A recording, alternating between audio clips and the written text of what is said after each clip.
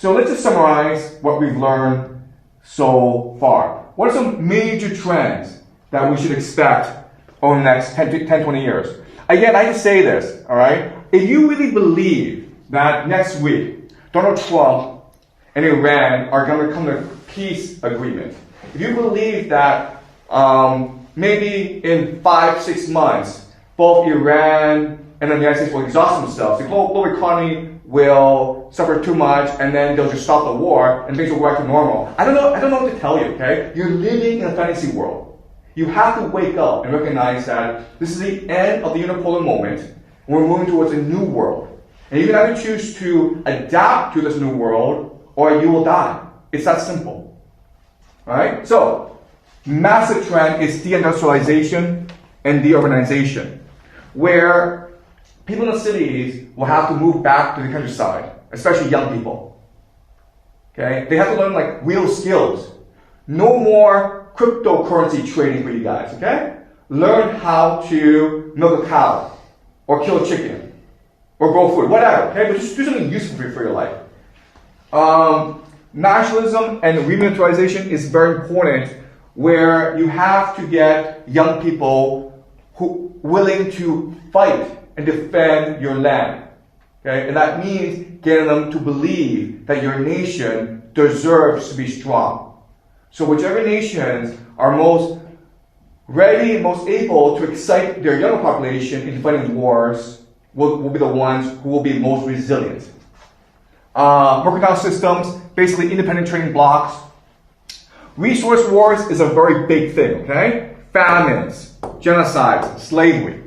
Okay? So remember, throughout most of human history, humans were the cheap energy. If you don't have access to cheap oil, well, then you're going to enslave human beings. Alright? This is not a pretty future, but it is a future that could happen, and you have to mentally prepare yourself for this possibility. Okay? Mass migration, where people in the South are most likely to suffer from resource wars over water and food and people, so they try to escape to Europe and North America. Okay? Revolution, civil wars, and political instability in North America and in Europe because the baby boomers refuse to retire from the scene. And these are aging populations, massive inequality, massive corruption, massive stagnancy. And so this will lead to chaos in the streets, okay? Religion is a big thing. If you are not religious, I actually recommend looking into the possibility of developing religion, okay? It's going to be very useful for what's going to happen later on. These are things I will talk about more in the future, okay? But I will bring them up now. Like, how do I see the world in 10, 20 years' time? Alright? So I will say this. I think that there will be eventually an alliance between Russia and Germany in Europe. Maybe for the next 5-10 years, Germany and Russia will go to war against each other, but eventually what the two will figure out is they're better off actually working together than fighting against each other. Okay? You have Pax Judaica. Remember, the entire point of this war in Iran, from Israel's perspective, is to knock out America from the Middle East and establish itself as the local hegemon. And then it becomes Pax Judaica. Okay? So I think Israel will come to dominate the Middle East. But then you're like, what about Iran? Okay, and like, I know it's hard to understand, but if the United States were to lead the scene and Israel and Iran had to go to war against each other, what would happen is they would say, why? Because Israel is like, I don't want Persia. And then Iran is like, I don't want Israel.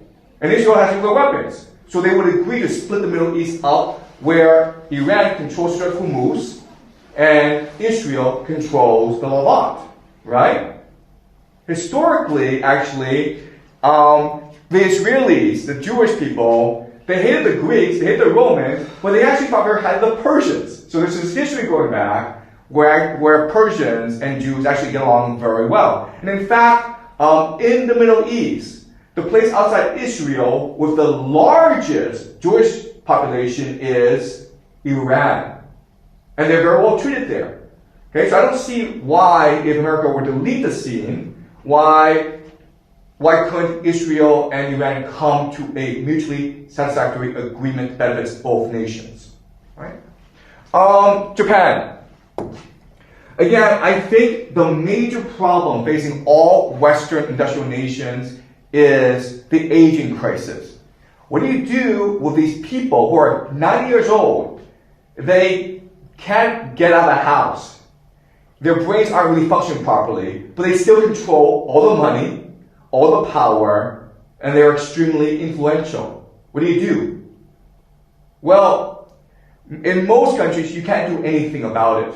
But Japan is a very special country where the elderly have more obligation to the nation, to the people. So it could be a situation where Japan is in a lot of trouble and the elderly voluntarily choose to exit power and give it to the young.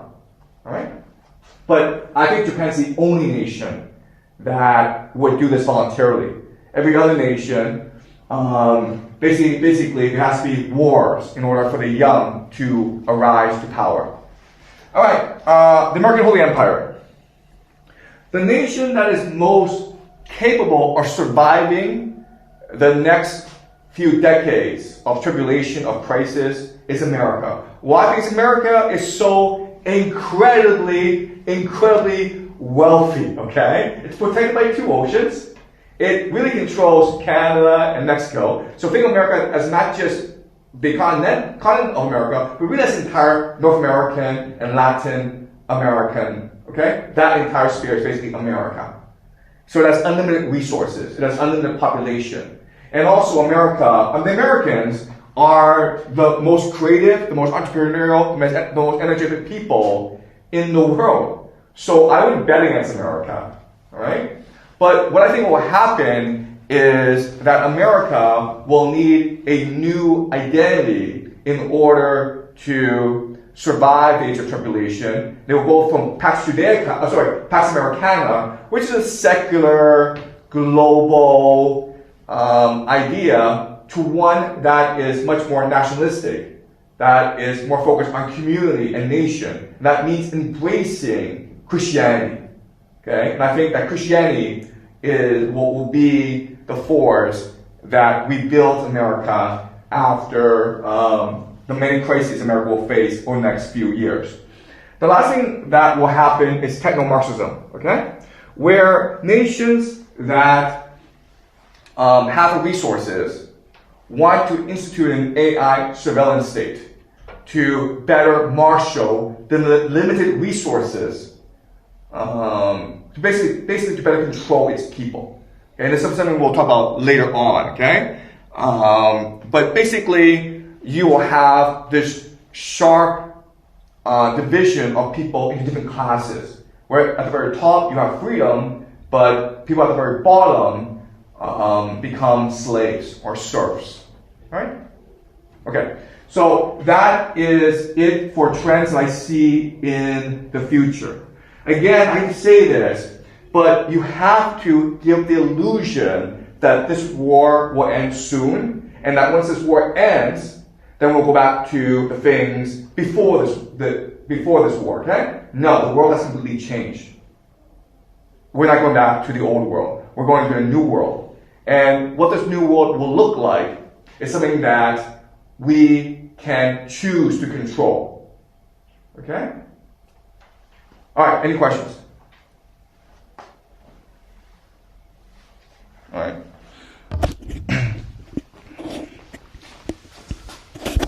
So about the new world, so the relationships between countries will all be changed, such as China and Japan and, those 5 big countries. Will the orders be changed?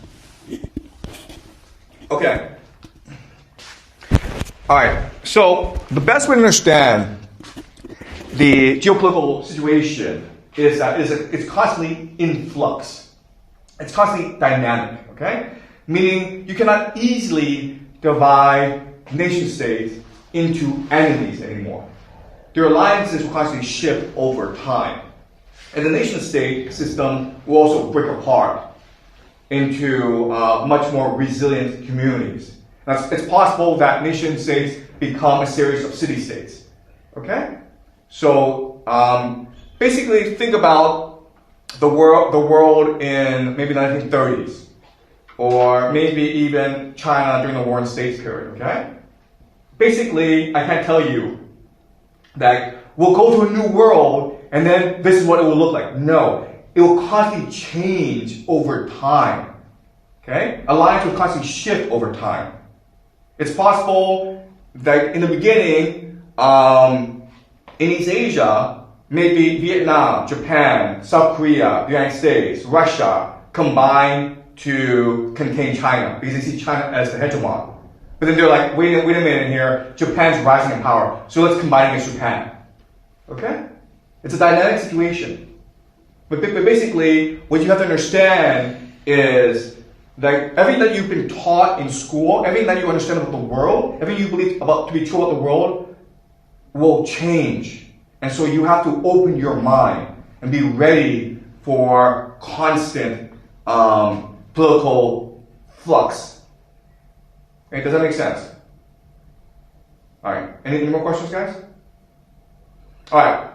So now that we've looked at the world ahead for the next 10, 20, 50 years, who knows how long, what I want to do next class is examine how this war between the United States and Iran will eventually end.